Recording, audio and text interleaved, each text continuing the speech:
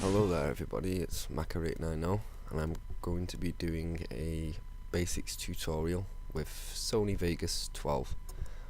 I'm assuming that the people that are watching this have already got Sony Vegas 12. So let's get started. I'd first like to apologise if I sound a bit croaky and a bit under the weather. I've got a chest infection and a throat infection at the minute, so please bear that in mind. Okay, so let's get started. I'm going to start with first on the list, Bandicam settings for Sony Vegas, because it's the only capture software I've come across where Sony Vegas has problems processing the information all as one file. So should open up the settings here to show you. 1 minute. So first things first, excuse me, you'll need to set up your path and whatnot to where it is that you want to set your video. Obviously go to your video settings. No, in fact, actually, forget it.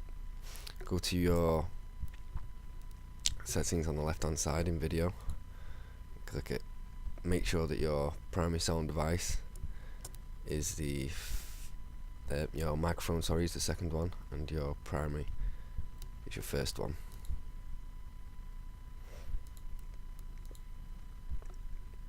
Obviously make sure that's all set up properly. And then here, and you see format, I'm going to click this. What you're going to do here to start with is you're going to click fit height, and then once you've clicked fit height, click customized. Leave this blank, 0, type in here 1080. This is going to be the pixel ratio of your videos. Obviously you want it full high definition, so that's what you want there.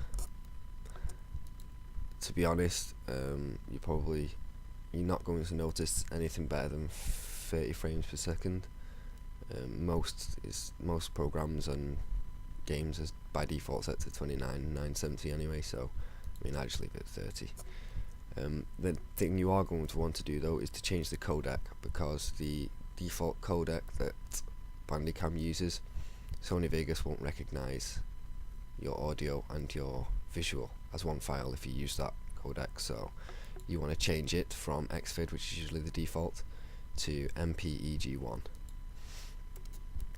Quality, pretty self-explanatory. The higher the quality, the bigger the file. So by default, I believe it's 80. I've put it up to 90 because I haven't got NASA's computer. If you're more confident in your computer, then I'd just go for 100. Channels, leave it on stereo. Frequency, leave it on 48,000. Once again, for your audio, change your codec to PCM, and then click OK, and then you are done there. The image, I mean, this is all preference, it won't really affect your video. You can chop and change this obviously if you want to, but I'm just going through the things that are relevant to Sony Vegas. And then once you are done there, you can begin, I believe. Oops, let me check one more thing. Yep, it's not on the options. Okay, never mind. So we can move on to the next item. No, that's done. Okay, so that being said, now your raw footage will be set up to work with Sony Vegas. So as an example, I'm going to bring up some other footage just to show you a bit how this works. Actually, first I'm going to show you the first way to set up a new project in Sony Vegas. I'd like to say now, by one thing, just don't be daunted by the amount of buttons and the amount of options that there is, because a lot of it is unnecessary, and it's just unnecessarily complicatedly looking. If that's even a word, complicated looking. Okay, so let's get some media in here so I can show you how it works. Or let's show you the first way how it works anyway. So and you ever want to start a new project in Sony Vegas, it's a good idea. So you to go to new, and from here you can do some pretty neat stuff. I would advise on not creating your template here to start with. This is basically use the settings every time you render a video. What I tend to do is go into the properties after you've put media into your project, and then edit the properties afterwards around your media, if that makes any sense.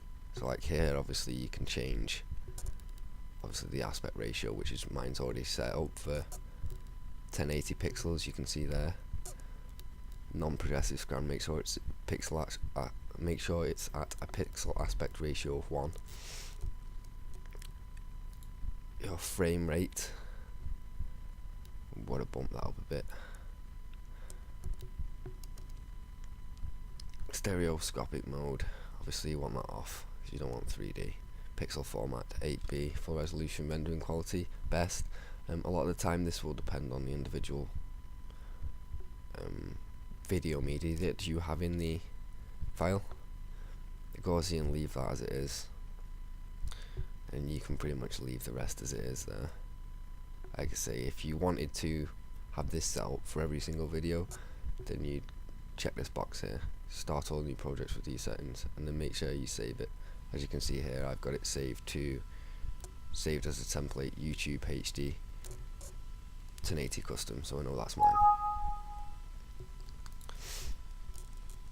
Right, so that's one way you can set up a project with Sony Vegas. Obviously a lot of this is preference. There's things I've shown you I find work the best, but it's interchangeable. So let's show you how else you can set up a project. Okay, so I'm just going to drag some raw media into here to show you how Sony Vegas works. Because I mean, it's quite easy when it comes to adding files to it. So let's computer.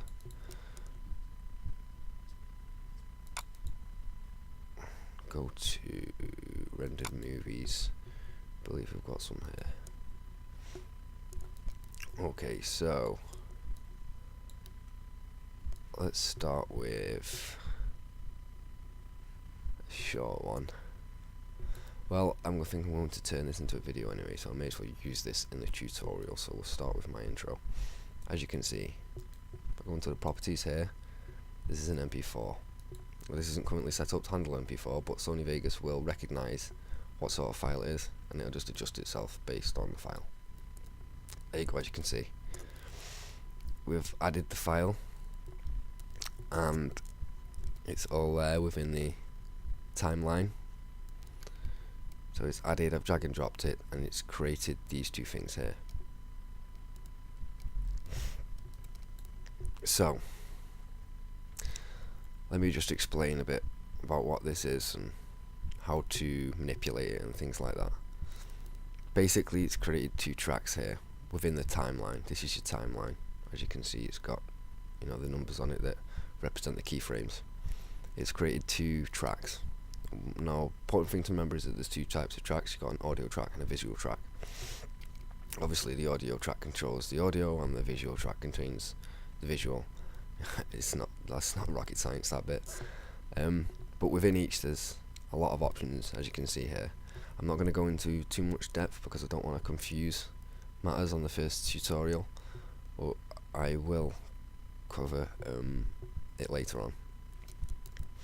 Okay, so that's one way you can add media. Obviously, adding media that you've already created, whether it be an audio or visual file. Another way is to actually edit it or add it even within Sony Vegas itself by literally right clicking on this area, which is the track area, and you can right click and click insert audio track or insert video track based on the media that you want to generate. I'll give you a quick example.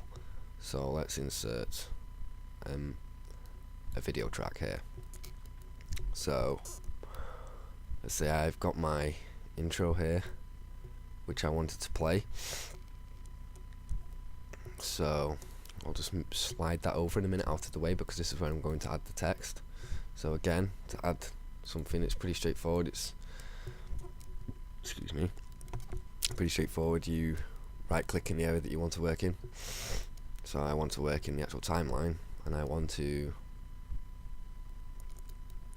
in the track that I created, which again was the audio track, I want to insert text media,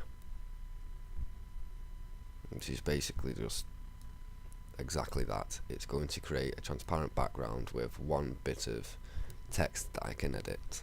Obviously within here you can change the font of the text, so if you had some crazy cool downloaded fonts that you wanted to use especially for your bit of media that you wanted to create, you could change it there. Obviously you can change the size, you can make it bold, make it italics, change the colour, which I believe is this one here. If you click in here, this is the text colour. You have to click in here and you bring a mixer up, or if you know the values you can just type the values in. That way you can be more precise even. And then once you are done, well, it's already added, you'll want the window, which is here, your third port window if you're using the same layout as me. And as long as you have the item selected in the track, you can manipulate it in the view window.